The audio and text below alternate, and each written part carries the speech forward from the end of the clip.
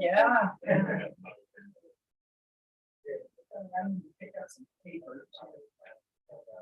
Okay, I'll write it down so you don't forget. I say it out loud.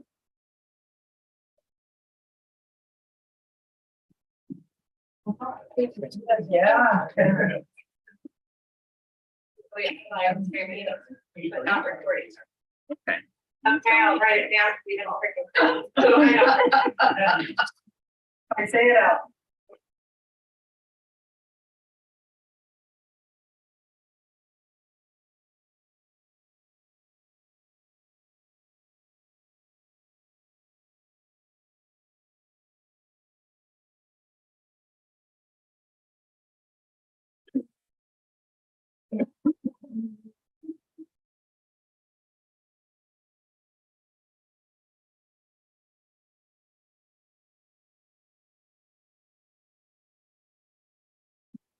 We're getting ready. Does everybody have their microphones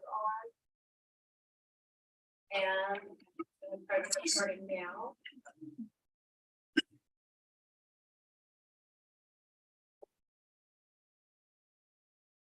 Call the city council meeting to order for July 11th, 2023 at 6 o'clock.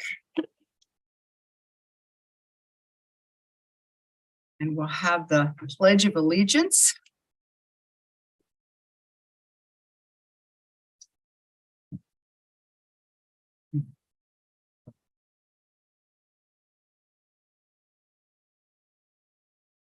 Pledge allegiance to the flag of the United States of America, to the republic for which it stands, one nation, under God, indivisible, with liberty and justice for all.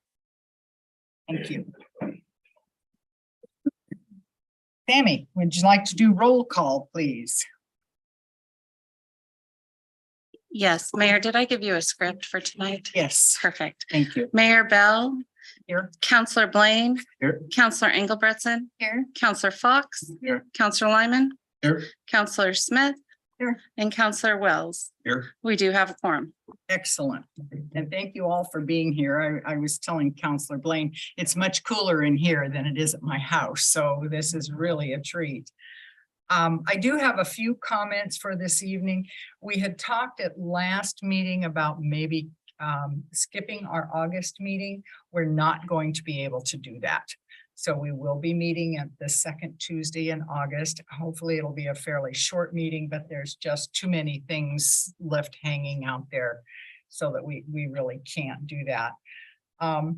Also, I recognized that it was going to be Adam Hank's first meeting and the only one that would overlap with both Ann and Adam here. And it seemed prudent to have that meeting in August. So hopefully you all have held that date and can do that. Probably most of you or many of you know that there was a fairly significant water leak on North Willamette on the 3rd of July, and that happened because of the work being done on the pipes. So if anybody, I mean, they're old pipes, we know that they're brittle. It's the reason that we're putting all of this time and effort into it. So as Bert told me, I think they were trying to turn a valve or something and snapped it, but they worked on it really hard. I want to thank Burke was here on the 3rd of July, came in and went around and notified all of the people that were affected. There was a very brief downturn in pressure that many people within Coburg noticed, or some anyway, but it was fixed pretty quickly. Sarah Athe did a great job of getting it out there on I Love Coburg so that people were aware of what was happening. So thank you for that. And of course, the day before the holiday, many people were gone, but really, truly, we do thank them for that work. Costs continue to rise on all of our projects, and you're going to hear more about that tonight. And that probably isn't a big surprise to anybody in this room. Our costs at home continue to rise on things, and they are reflected everywhere we go. Staff is being diligent in looking for money, for grants, for funding outside to mitigate the impact on our citizens. So we thank them for that. And I hope that all of you have been able to attend the various committees for your council liaison activities. If not, or if there's a problem, or if you need more information, please let me know or let Sammy know so that we can get you pointed in the right way. It really, it's very, having been a liaison and continue to be a liaison on several committees, I find it very enlightening. I learn a lot from the committees, and I think the committees really do appreciate having council members there that can serve as a communication bridge. So if you need any information, let us know. And if you've not been able to attend, let me know and we'll see what else we can do. So that's my only comments for tonight.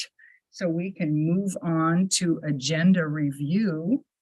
Sammy, are there any proposed changes to tonight's agenda? We have no changes. Excellent. And is there anyone signed up to provide citizen testimony? No.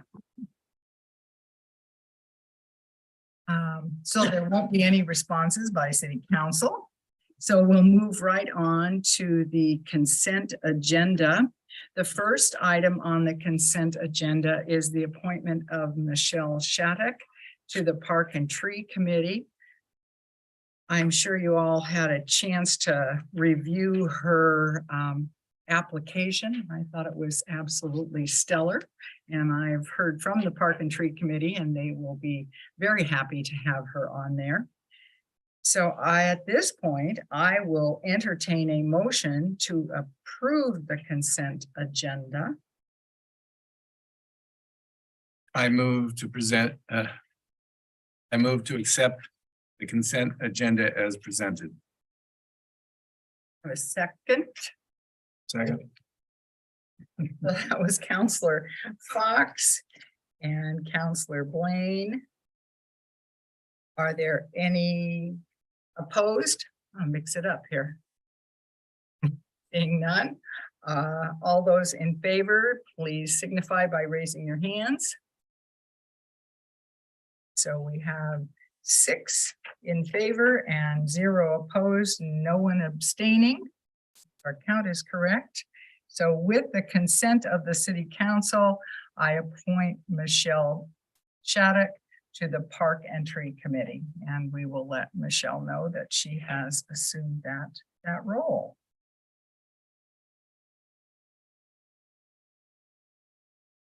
Okay, we do have a special guest tonight to go over our natural hazard mitigation plan overview. I hope you've all memorized that small document. But I'm sure that Brendan Iresfeld will be able to enlighten us. And let me also say, I know that Burke has done a lot of work on this, and again, appreciate what you're doing, Burke. So thank you. So Brendan, if you'd like to, or Burke, if you would like to bring Brendan up. Yeah, we'll both be up here. All right. He's the expert at this. I'm just I'm the person who worked on the annex for the city. So what this is your the natural hazard mitigation plan. And essentially the biggest part for you guys, we want to bring information. This has gone, I believe, to the state. At this point, it's already been to the state, but the county lets us piggyback off their plan. So they do all the work. We get to do our short little annex into it. And then we get to use their plan for funding purposes. So it's every 5 years, has to be renewed. It's going to be due in October. And we went through our annex plan and did it. Our annex is attachment B, which is page 394 through 403 of that rather small document we gave you. And then I'll let Brendan really talk about the meat and the potatoes if you guys have a lot of questions or anything about their plan and the best way to look at that. Thanks, Bert. Good evening, councilors, Mayor Bill. So my name is Brendan Ersfeld. I am the Hazard Mitigation and Recovery Analyst for Lane County's Office of Emergency Management. Volume 1 of the document, we shaved 100 pages off of the prior version, was mainly written by me and represents the county's base plan. In Volume 2, as Burke mentioned, are the participating city annexes, and we've also added, I believe, 3 utilities are now formal participants. Basically, this document is to make you eligible for FEMA's grant mitigation federal dollars, mainly the BRIC program, building resilient infrastructures and communities, flood mitigation assistance, and then post a federally declared disaster, the hazard mitigation grant program that's activated. This would have occurred after Holiday Farm fire, for example, and dollars are eligible specifically for mitigation work. The role of the annexes, as Burke mentioned, is so that your community does not have to go through each step that FEMA requires for an approved plan. You can basically focus on what Coburg's needs are, your action items, capital projects, or studies and analysis to better understand your hazard risk. The county is the one that takes on profiling every single hazard, capability assessments, assessing vulnerability for all of unincorporated Lane County, and touching on our city partners to sort of show a map of regional risk, and then prescribing what to do about it and how we're going to leverage federal grant dollars to reduce that risk. As I said, mainly the big grab is for large capital projects. I believe Coburg has 5 action items in your annex. And very much related to infrastructure hardening, resilience, backup water supplies, storage tanks, seismically retrofitting your buildings for those very low probability but high catastrophic events. I don't have much more to say at this time. Happy to answer questions both now, or you can reach out to me directly via my email with the county. But just for awareness on kind of why we're bringing it to you now, as Burke mentioned, it's in state review, then it goes on to the federal government and FEMA reviews it for the formal approval. There's 2 ways of going about approval. We're going through the state and the feds first so that we can bring the plan back to our commission and say, the federal government has said this is good to go. All it needs to be done is adopted. An important point to make though for this body is because the Lane County Board of Commissioners, if they were to adopt the plan, that does not adopt the plan for every participating city. Each city or participant's governing body must adopt the plan in public session. So this has been our advice to our city partners to bring the plan in front of you so you're aware of it, kind of have it on your radar that most will be coming back in October for adoption, and to give you some time to submit any questions to either Burke or to the county about either the annex to Coburg or the county's overall mitigation plan and strategy. So it is your thought that it would be totally approved by all agencies by October? Yes, the current plan expires October 14th of 2023. We at the county had a bit of a tight turnaround. I was hired about 10 months ago and we kicked off the project about a week later. So we had a pretty aggressive timetable, but to meet that October deadline where we could bring it before our board, we had to basically expedite the process and do our best to have a submittable draft to the federal government. So we as council should be seeing this on our agenda in October or November, the latest to Yes, approve it. yes.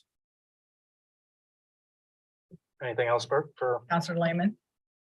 Just under the mitigation, was there any discussion about the dikes in the local area and the county?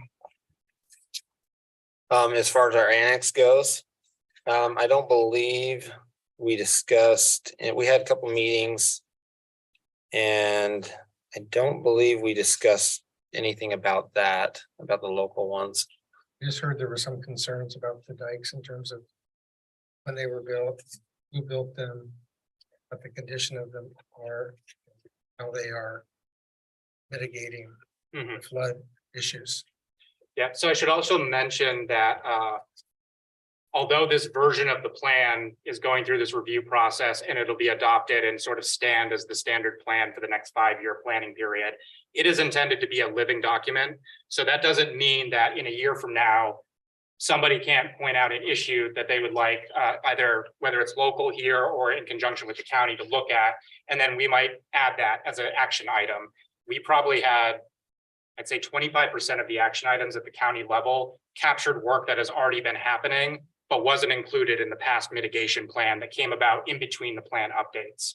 So it's not kind of like this is your only chance for the next 5 years, but in terms of the formal process required by federal law, this is where we're at. Counselor Lehman, are you thinking specifically about the earthen dams? Is that? Yeah, over in the Aggie area, but other dams or dikes in the area and how they are maintained. Okay, so evaluated, specifically to our area. Oh, How they're evaluated and maintained, or who's doing any evaluations on them. okay. Yeah, I'll write a note down and we'll look into it. On that note, will we have the opportunity to edit this or add to it or modify it relative to things that happened in the Coburg area specifically? Probably not over the next few months as it's in review. So Burke participated in the update process. And like I said, it was a bit accelerated for our timetable. So within that time period, because we're basically saying to the state and the federal government, this is our plan submitted for approval. Yes or no, do we meet the requirements? But to that point, shortly thereafter, as we begin implementing the plan, that's the opportunity where anybody from Coburg, any of our city partners, or even the county itself can say, hey, I'd like to take a look at something that didn't make it in. Can we revisit that? And that's part of my job at the county, is kind of managing the whole hazard mitigation program. There were several meetings. I attended one with Burke and a county representative. It's where we could really say, well, yes, here's where Coburg struggles with. And these are the things that we've seen happen. Here's the likelihood of that happening again. Winter weather was one of them that we know has happened and that we want to be prepared for. So as you go through, certainly make some notes, and as Brendan said, as this goes through the process, we have the opportunity after it's adopted, gone through the process, then to go back and revisit certain things. I might also add, one of this broader strategies is that a lot of federal grants are pushing more of a regional collaborative criteria in terms of what they prioritize or emphasize the projects that they award. So yeah, it's helpful from a resource standpoint for cities to sign on with the county just to expedite the workload that's required. But it helps us, the county, it helps you, the city, if we can say this project for Coburg fits into a broader regional resilience strategy that Lane County is interested in seeing happen. Same thing for when we're talking with Florence or Lowell or Oak Ridge. And the more we can show that county-wide coverage in conjunction with the cities, the more competitive we are in these applications.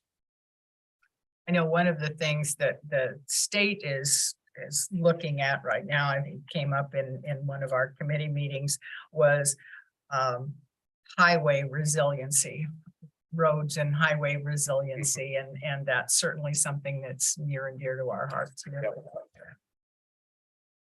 Councilor Fox. Two questions. One, and I was gleaning the city of Coburg sector, and in one section it refers to section 3 of the main document. How do you find where section 3 of the main document? So we have some cosmetic touch-ups also as I've been reviewing the documents. So we section this out into 3 volumes. So the main document would be volume 1, and I will take that under advisement to make that much clearer in the language as we're kind of finalizing the formal promulgation of this version. The second part of the question is extreme weather. Notes that, and I was keying in on that given what's going on around everywhere. And it says in recent years, we've hit temperatures between 90 and 100 degrees. Well, 4 years ago, we hit 112. So I'm hoping in the main document that's in there. Yeah, so extreme weather, for everybody's awareness, covers basically temperature extremes, windstorms that aren't straight line winds, so the unlikelihood of a tornado, but they do occur. Large thunderstorms and hail are the main components of that category, separate from winter weather or windstorms. The The issue with, basically, we tried to keep it brief in the annexes to just show the range of danger. So that's usually about the time where we begin having serious concerns, issuing health alerts, public health alerts, opening cooling centers.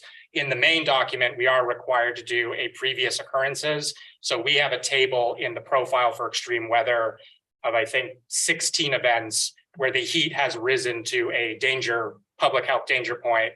And in that record, it shows those days, including the heat dome that happened in 2021, where it was up 116 in the Willamette Valley. Yes. I had a question. I can't remember where it is. As I was looking through, it said that Coburg had 2 fire stations in the survey where it gave the demographics and whatever. So, is that because there's 2 separate buildings, or is that just? I believe that's how that got in there. I noticed that too. When I was reviewing this earlier, that it said that, and I think that's why it refers to that, is because there is 2 buildings 2 or 2 buildings. structures. Okay. Right, because from our standpoint, the structure is the asset. Okay. So one may be less mitigation, one may need more mitigation, even if they're under the same ownership or same operation, knowing what structures are the priority in that context. Yeah.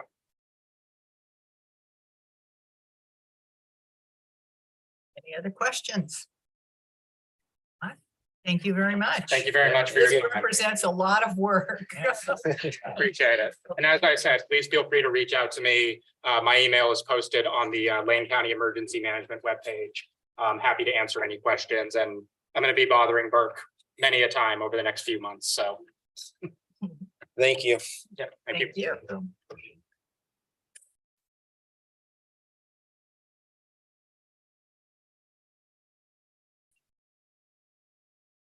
Our next agenda item is ordinances and resolutions. So we'll have a public hearing on ordinance A-163-U. And I believe that Chief Larson will be presenting that to us. This is an ordinance of the adopting the Oregon Criminal Code and the Oregon Uniform Controlled Substances Act and the Oregon Liquor Control Act and the Oregon Motor Vehicle Code and repealing conflicting ordinances. So now you can explain to us what all that means. What this does is it adopts the ability for the city to allow the police department to cite criminal and traffic violations into Coburg Municipal Court. If we did not have this ordinance, all of our citations and arrests would all go through Lane County Circuit Court. So this allows the police department to take the state statutes and cite them into the Coburg Municipal Court. And I should have opened the public hearing on that, so I'm going to do that retroactively because this is the first reading.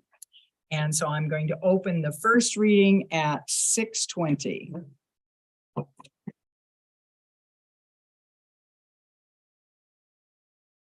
So anything else you want to Nope, tell us I'll on that? answer any questions if anybody has any. This is something we do every year, We is do, it not? correct. Yeah. Okay. Right, and is there anyone signed up to speak? Tammy? No, and no questions from council? So with that, I will close the public hearing at 6:22. I've never been this early in the agenda, so it throws me off. You don't know what to do with that, do you? Well, I guess, anyway. Is that it? And the second reading of the ordinance is scheduled for August 8th. So that will be our next meeting. Now we have resolution 2023-14, a resolution authorizing the city to seek state transportation funds through the 2023 Small City Allotment Grant Program. And there will be a staff report by Mr. Harmon, the Public Works Director. Good evening, everyone. Good evening. I gotta put on my readers.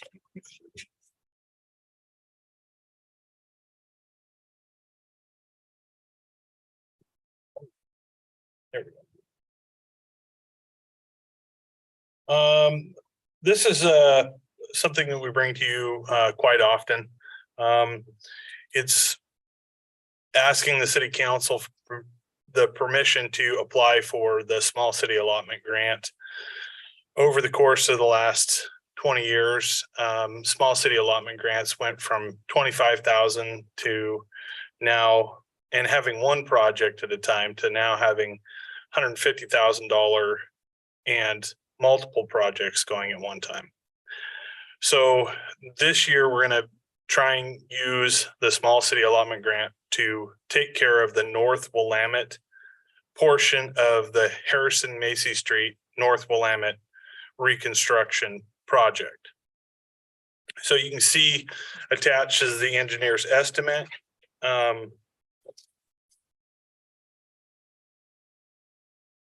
So the grant funds would go towards the cost at the bottom, so the $290,000 and change. And the overage would be covered through the STCs and the TUF, transportation utility fee. Yes, sir. I may be looking at the wrong page. I'm seeing 384,000. It's page 413, Counselor Fox. Am I on the wrong one? Let's see, page 9. Page 19, item 4, page 19. It's page 413, I believe, in our packet. Okay, never mind. I see 19. I'm Um, seeing 290. This is the wrong estimate. I Oh, have the wrong estimate. I'm sorry, it is 384. For some reason, the Mackenzie Street project is in there. I'm sorry about that. I'm not sure how that happened. Thank you. That's my fault. 250, I'm sorry. What did I say? 150? That was my next question. I was like, I'm sorry, I misspoke. It's 250. I didn't turn the pages far enough, Mr. Harmon. Well, I'm so- not sure how I got East Mackenzie in there, but Well, they're double sided, and I think we've finished the project on East yes, East Mackenzie, Mackenzie and is that was finished. probably just for the total amount there. So roughly the overage is about the same. Do you have any questions other than the Well, details? good Sorry eye, about that. Counselor Fox, good eye. I'd have led us down the wrong path there. So, thank you. So that work is already progressing. This is not the water portion. No, of that is work. correct. This So is- Go ahead. So what we've been trying to do is stay ahead of the street reconstruction projects with the water main replacement projects. That way we're not digging up brand new asphalt. So that's kind of how we've laid everything out in the progression of what needs to happen. Makes perfect sense. It's not 100%, you know, we will have to put in water mains after streets are paved. Possibly, we're not sure about that, but for this project, that is the plan. And then the drawings behind here are the proposals from the engineer. That is Is correct. that correct? Yep. Mhm. So that shows the potential for sidewalk and the safe routes to school and those sorts of things, correct? I don't know That is what all of correct. the other little things mean. I have to be honest. Counselor Fox? Just seeking clarification, are we not replacing all the brittle old pipes, water main? In this area, yes, we are. Where- Yep, for this project. Okay, where are the other brittle pipes located? Around town. Yeah. Everywhere where we haven't been so far. I don't want to hear anymore. It's because of time and resources, which include time and money, obviously. It's a stepwise process. Yeah. Yeah, some of those main lines are not in roadways right now, so we will be able to maybe stay out of the paved areas, and we might be be able to replace in the shoulders. So that's good, but we haven't made it that far yet in designs. So we're just trying to stay not engineer heavy and construction heavy. We're trying to space things out a little bit to give everybody a little bit of a more of a cushion, a little bit of breathing room. So we're not overburdening the engineers and staff. This is the asbestos concrete pipe that we're Yes. Mhm. talking about that. Yep. But for this, this is just for street repairs for North Willamette. And the transportation group will be meeting this week yet and talking about potential changes to the intersection there. Yeah, at Van Dyne and Yes, North Willamette. and Yes. on North Willamette. So more to come on that. Sorry, what kind of changes? We don't know yet. Just making it a little less awkward. That would be the long-term solution. Short-term solutions are anywhere from blocking certain directional traffic off to better crosswalks, those sort of things. I think every one of us would agree that that's a very concerning intersection and my husband calls them it's a legacy road, because if you go back into 100 years ago, those roads were there at that point. The change has been, we have faster cars, we have more traffic. And I don't want to age Sammy or myself, but I think we both could tell you, we've been around here a long time and that corner's been that way for Yeah. a long time. but it's gotten nothing but gotten worse. Yes. So nothing has gotten better there.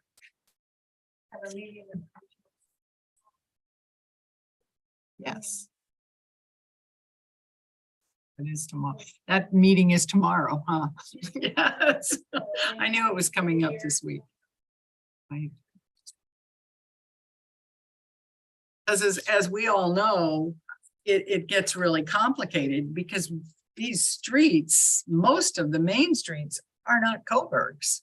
Yeah. And so we've got to work with the county. In some cases, we have to work with the state in terms of what gets done. And that's why Ann has been good enough to bring all of these interested parties together. Should be an interesting meeting. I'm looking forward to it. Okay.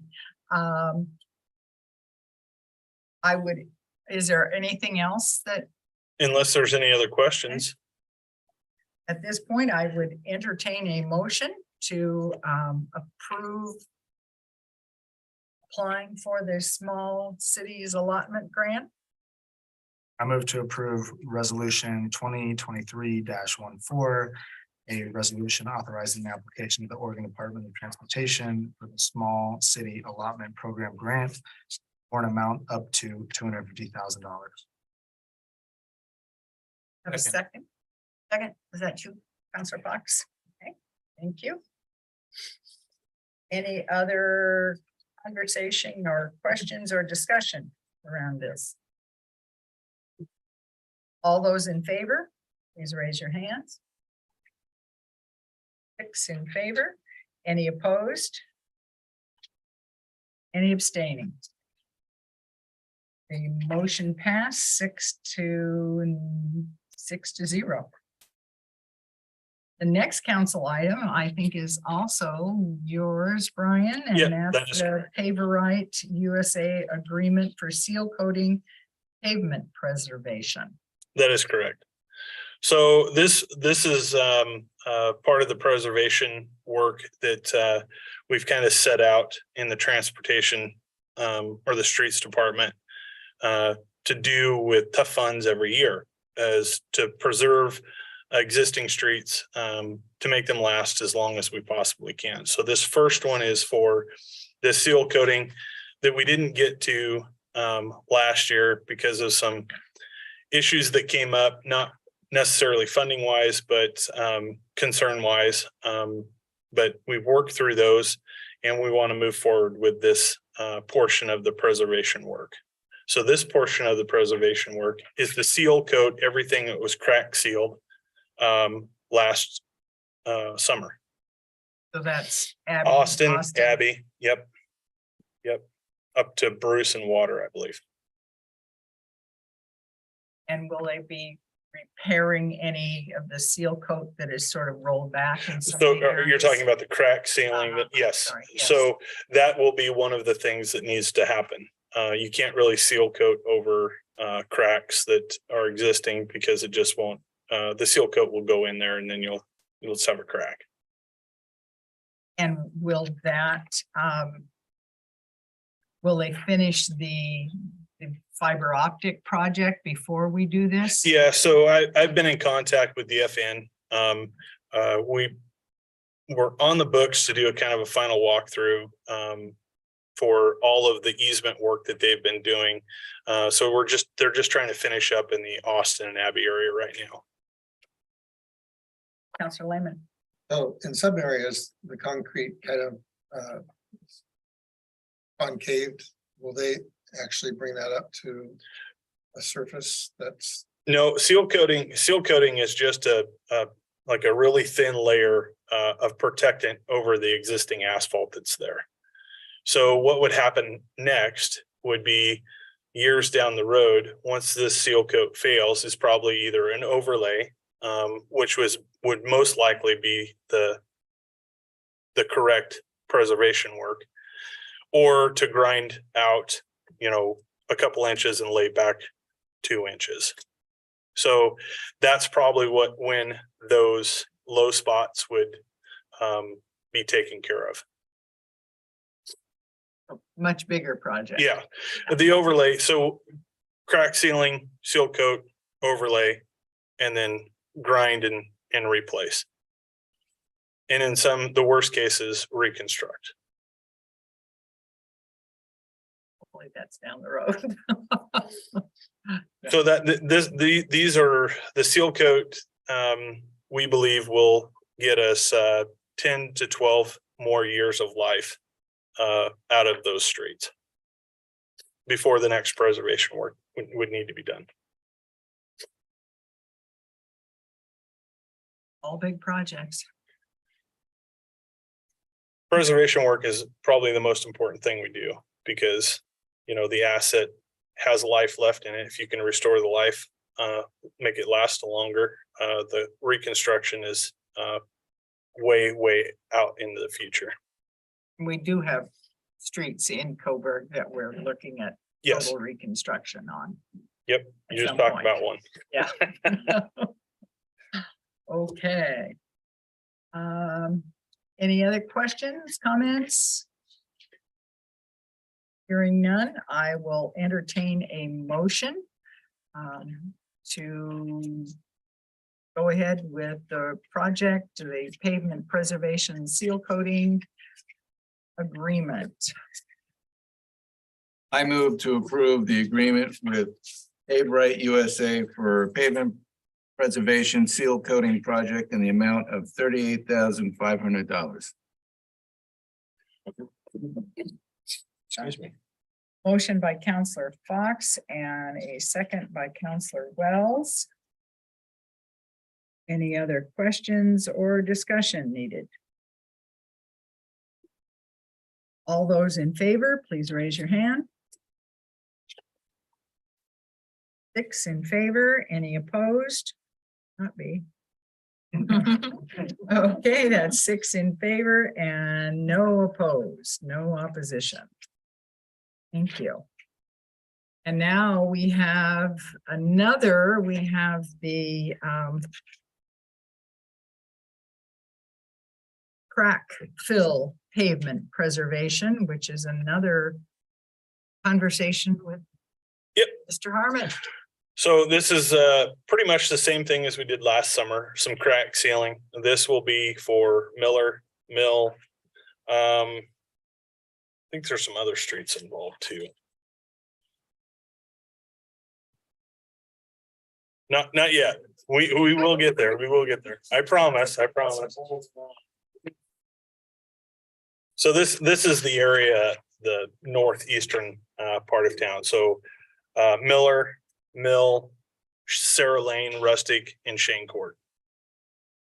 So this time next year, what we'll do is then we'll be doing a seal coat and then crack sealing another part of town.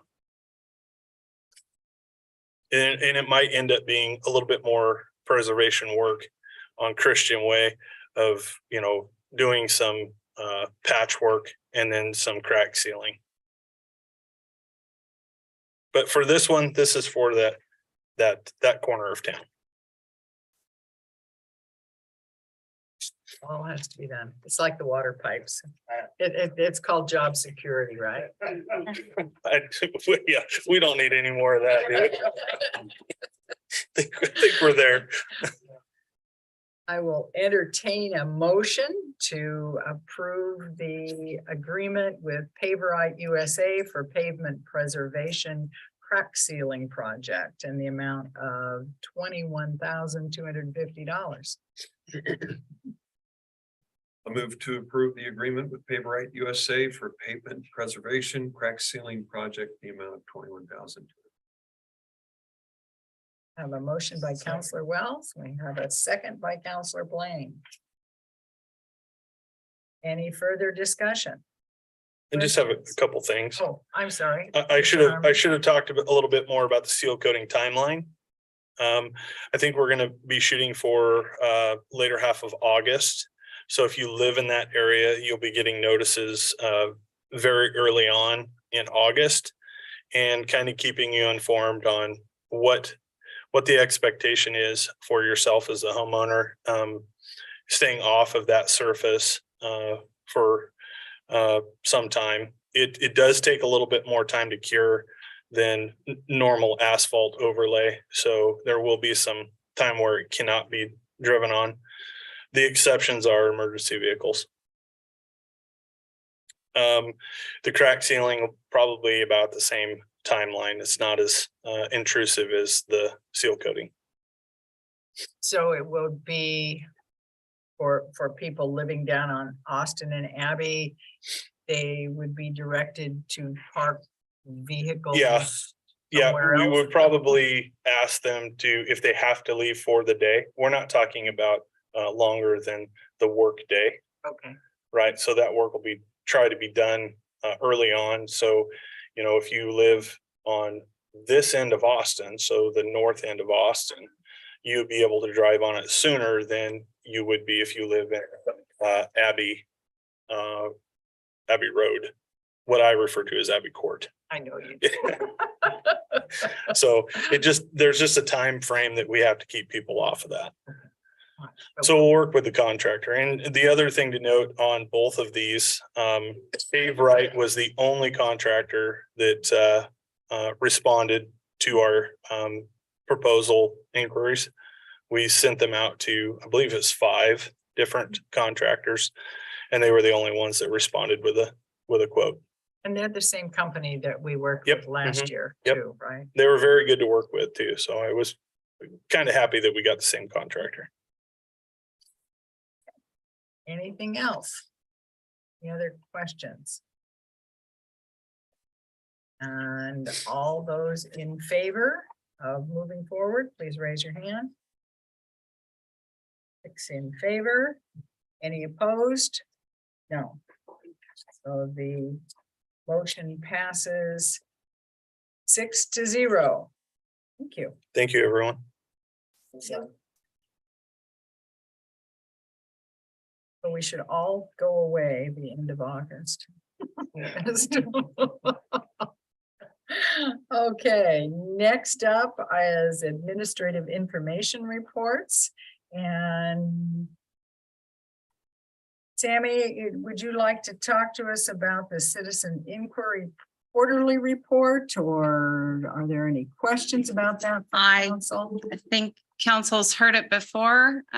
It's our quarterly report. It's everything that's happened in April, May, and June is listed on the back. And I think any of us can answer questions. I just kind of collate the information to report it to council. Counselor Lehman. Can you elaborate a little bit what the issues are with the post office? I'm gonna defer to Ann Heath. We just, we had, other, have issues.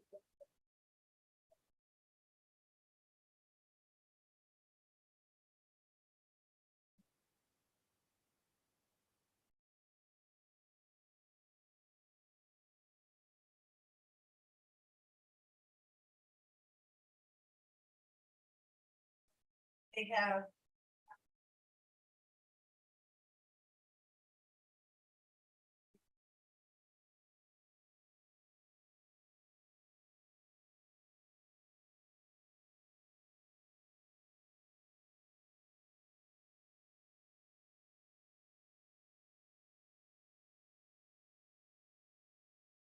That one of the.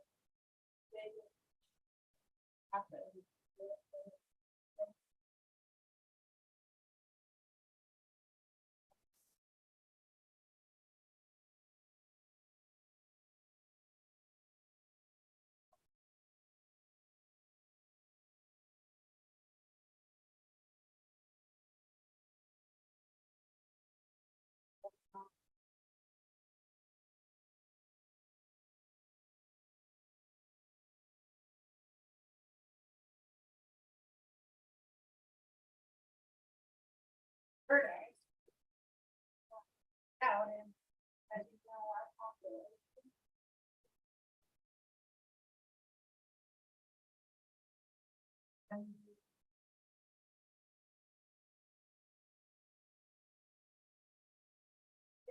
Come out.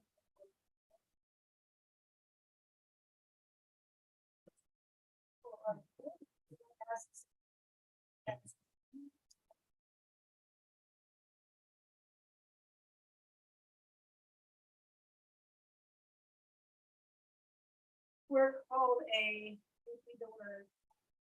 The village post office. Village Post Office.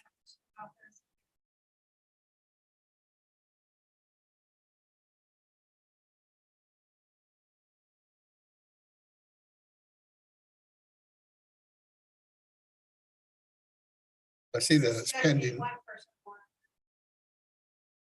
Counselor Lehman. I see that it's pending, but do you see that there's any hope for improvement in the service? This time it's not a project of the city. Based on our understanding of our work plan for staff, is that our work plan is.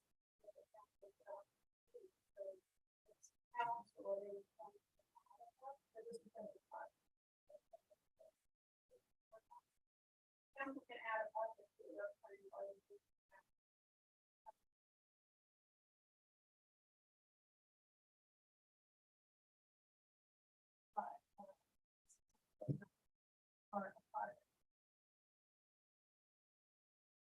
I wasn't looking so much for a project that as much as working with the individual and trying to emphasize the satisfaction of the service and if there's any movement for that person to try to begin to.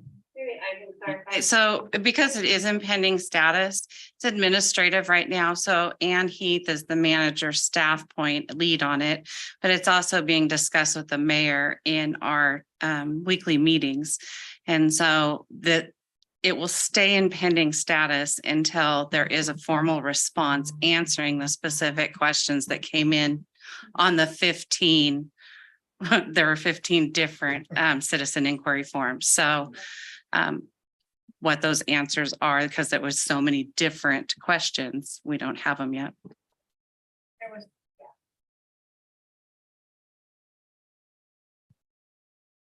Came in like.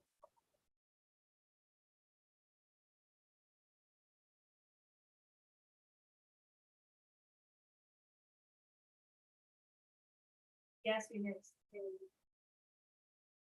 That I would take all the questions.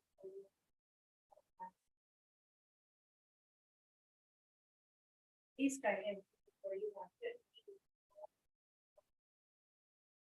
Thank you.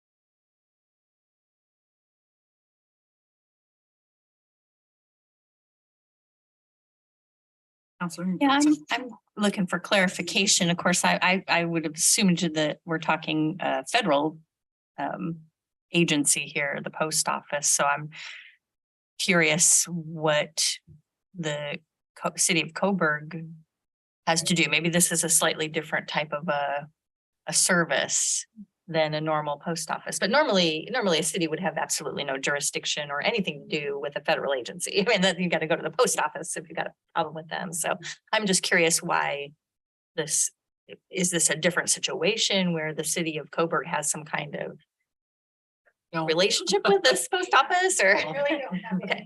any.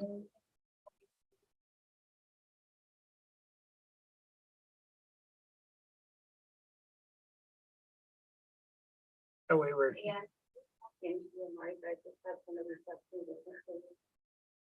we were, we were contemplating and bouncing this around and thinking, because as Ann said, there were 15 different citizen complaints. And they ranged all over the board.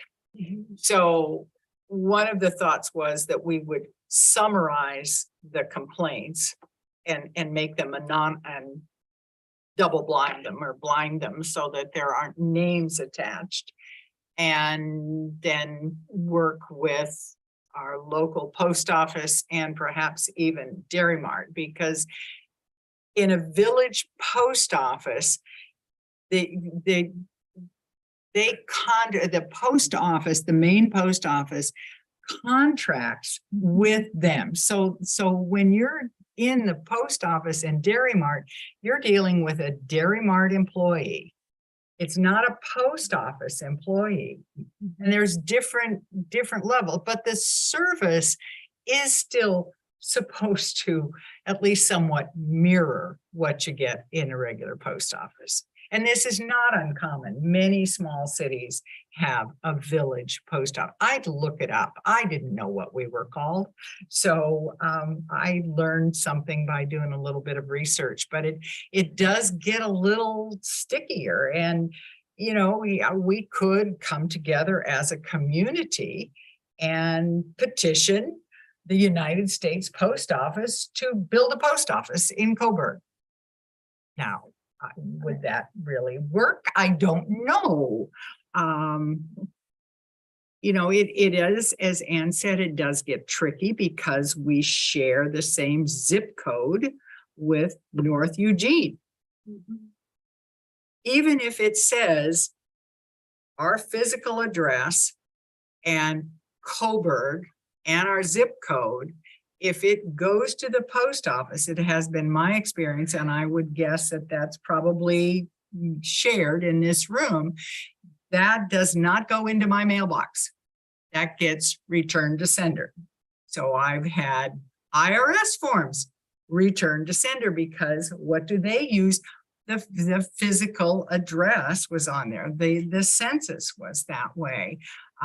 Sometimes banks will put a physical address. And so the checks that I've ordered have gone back. I mean, I think this could be mirrored with everyone within the community. And I don't know that there's an easy answer at this point, but we will continue to work on it. And that one point you made, Mayor, about a PO box versus a physical address, that's an issue in all across the country. I mean, that's anybody that has a PO box has that issue that they have to deal with. I used to have a PO box living in Wyoming, and you just have to know that could be an issue and deal with it. Right. So it's not unique to Coburg. It has nothing to do with our post office. The part about unfortunately sharing the zip code with Eugene is unique, but I don't think what can we do about that? I don't. I'm not sure that's For a unique totally zip unique. code. Yeah. You know, maybe that would help. Would be nice. Counselor Fox, were you next? Yeah, if I heard right, did you say that when they were doing the census, that they got returned because, okay, so that, I don't know what's going on in the post office, but the US Post Office, we don't exist as far as I'm concerned. Because when I talk to people online or I'm setting up and buying stuff, they'll say, oh, Eugene, right, blah, blah, blah. And I'm like, no. And and they scroll down, they don't have Coburg in their little computer database. So somehow the US government via the post office has not acknowledged us, and that's caused a lot of problems for me. I've write my address down and it's like, nope, your credit card's not, you know, and then I had to call my credit card and, oh, we have you in Eugene. I'm like, you gotta change that. So think a sub zip code or something, or at least the post office lets every computer in the country know that this little hamlet exists, would be helpful. And that was one of the complaints. Right. that- Counselor Blank. One of the, so like when we lived on Harrison Street, we had the same issue with the post office, and I'm assuming the individual that a lot of people are complaining about. We actually contacted the post office, and there's, if you can bring, from what my understanding, this has been years ago, so I'm probably a little off base. But my understanding is you can figure out how to bring a street locked mailbox into your community. If you have enough people and you can go through the process. So maybe we educate these neighborhoods and say, hey, you have X number of houses on the street.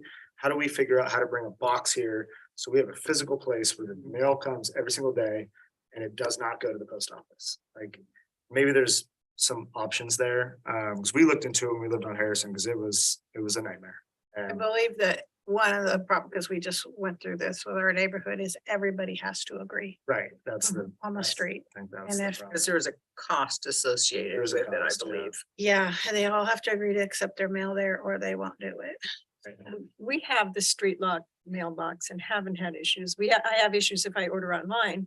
I have to go back and say it's going to default to Eugene. I'm in the city of Coburg, and so, Right, because otherwise I don't get it. yeah, But a zip code might work. I'm kind of concerned that if we don't handle it gently, that we may end up not having a post office out here, so. And that is And one of the that's risks. kind of, I think it's a nice service to have, but yeah, definitely. years ago, there was a list. I lived on Lincoln Way 30 years ago. There was a list of above the post office boxes, there was also a street number. And so if it could be solved that way locally, that might be the answer to it, was just that cross-reference on the PO box. That's good. That might be a simple solution. Two comments. One is that I've experienced is even if they know that we have a post office box and it's just got an address, the answer was, I can't make that decision to put it in your PO box if the letter doesn't say PO box. I can't do that.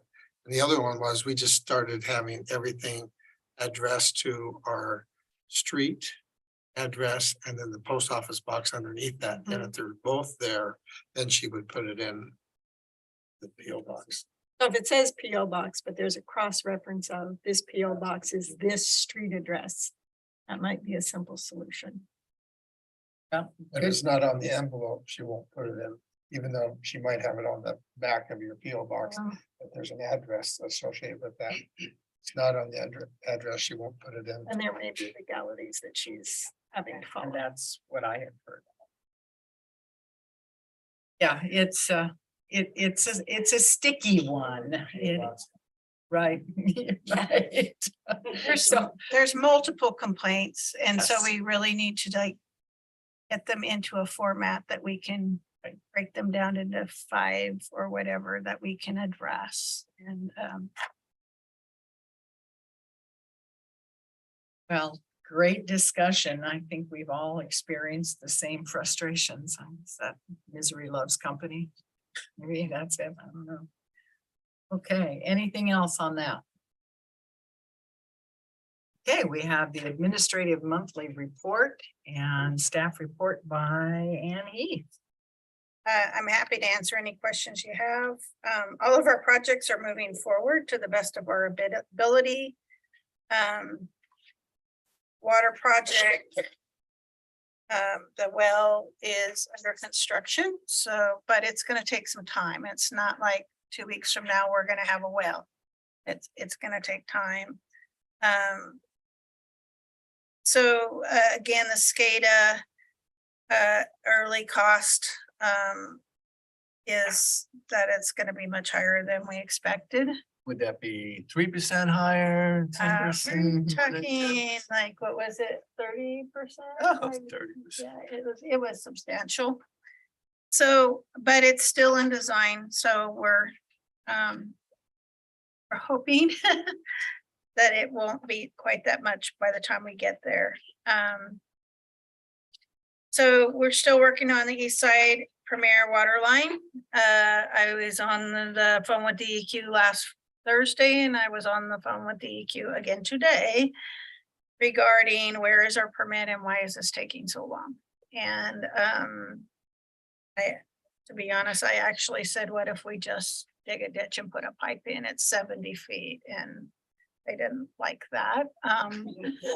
Why are they so confused? I mean, they're. It's just a process, and so to understand the process, we apply for a permit, a wetland delineation permit that goes to the DEQ. It goes to USDA, the Army Corps of Engineers, which is a federal agency. So those agencies both review it. And if they're both okay with it, then they can certify but then it goes to the EPA, which is another federal agency. It's a bureaucratic quagmire. So then the EPA reviews it, but sometimes they don't review it, but they don't bother to tell anybody they don't intend to review it. So then you have to wait out the review period. And if you don't hear back from them, then they can issue the permit. And so that's what was explained to me today. But I said, so where are we in that? And they couldn't answer me that. So the other thing that I said today was, what kind of emergency opportunities do we have? Can we lay the pipe on the top of on the ground right now as an emergency process? And then once we get our permit, dig the ditch and lay the pipe. They're considering that. And I've just tried to keep reiterating that this is a neighborhood. This is not a camping park. This is a residence as big as any other residential area in our community who there's a danger that may not be enough water to serve them. So this is, so I reiterated that today, and I'm getting more aggressive every time I talk because it just seems to be dragging on. And so they're supposed to call me back tomorrow to tell me what kind of time frame are we looking at. So unfortunately, and the person, Mary, so I spoke with the Regional Solutions representative for DEQ, who is a very nice person, and she just said, it's frustrating, this is a time-consuming thing, and it's not fast, and it's multiple agencies, and so unfortunately it drags on. So that is the water piece. Like I said, transportation group is meeting tomorrow. We have quite a contingent coming tomorrow to Coburg for our community. So we have Regional Solutions team member. We have former Mayor Jay Pudwell, Commissioner Heather Buck, 2 ODOT representatives, a Lane County representative. And the topics of discussion will be the I-5 interchange and North Willamette and Van Dyne.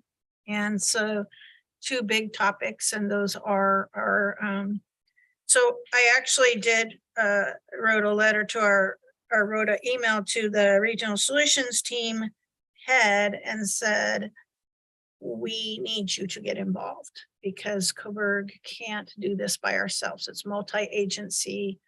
So they are sending a rep to this meeting. So hopefully we can at least find a way to move forward as partners on these projects. So that is the hope. And I Yeah, one thing I wanted to follow up on is the auditor's recommendation for changing cash basis. I don't know if you saw that paragraph, but I did talk with our funders. And this is not an option for the city. The funders require that we are gap. And so as part of our loan. And so we, at least the largest funder we have, which is US Bank. And so we don't have the opportunity to change to a different cash basis. So the auditor won't be coming to make his recommendation to you because there's no point. And so I can answer anything else that you have. I do want to congratulate Greg, who was promoted to finance director. Just Congratulations. so Welcome. he is going through a swift training and ready to take the reins. Doing a good job. So, So, and I have one question. Do we have any feedback on the annexed portion east of I-5 where we are with with that, wetlands? they're in or- the same place we are. Yeah, I Okay. talk to Raymond every once in a while and compare notes, and he's just in the same place. He's a bigger project. He thinks he's close. But he, like you said, you just don't know. His is, I think the cost for him is $1 million. For him For him, personally? for his wetland delineation, much huge in comparison to our little 70 feet. 70 feet. So, but he's continuing to pursue, and he's confident that he is going to be successful and they'll be ready to move forward. So at this point, there are no plans for development because he can't even put anything out there because he's still in the process.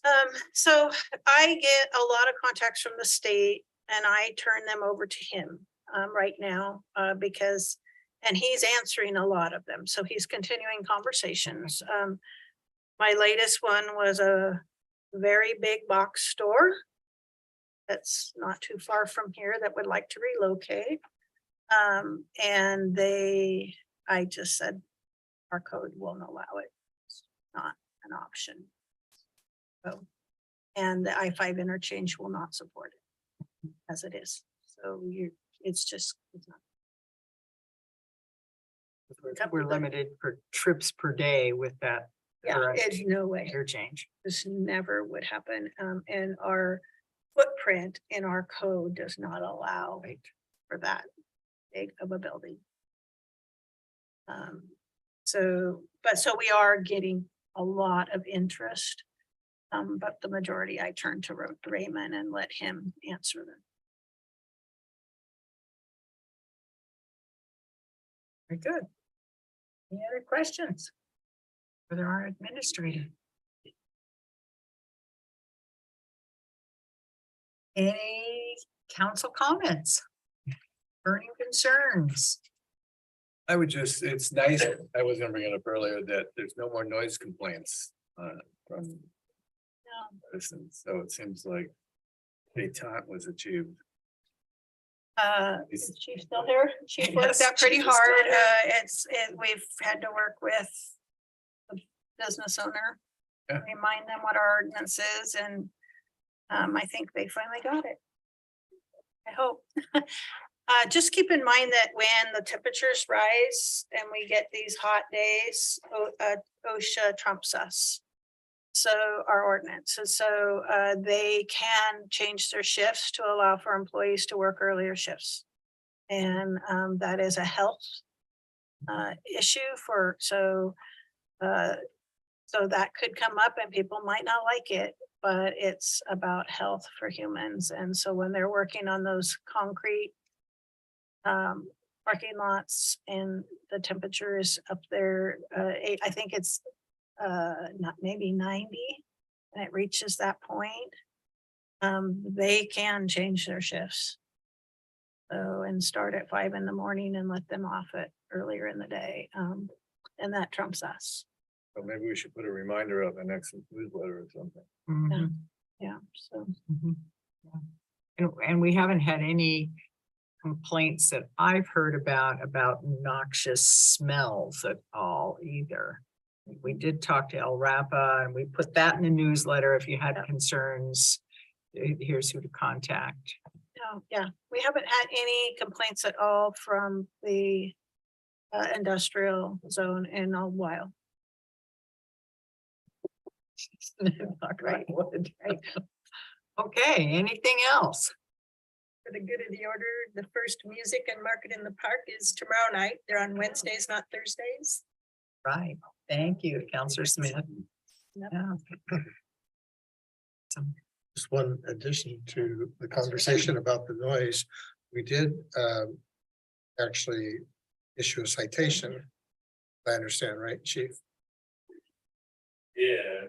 I believe that was a contributing factor to the client. I think that was. As the. It was dismissed. They avoided $500 fine, as I understand.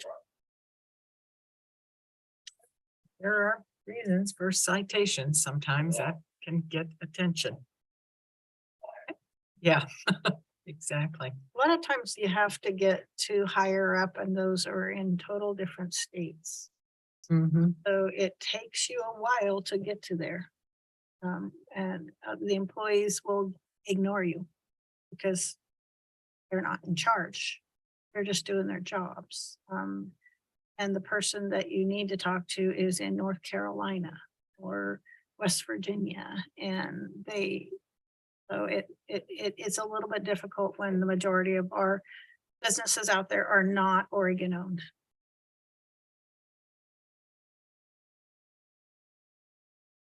Anything else? If not, I will adjourn the meeting at 7:11. Oh, wait. You wanted to give me where 7-Eleven store is. New business in town. Yeah, yeah.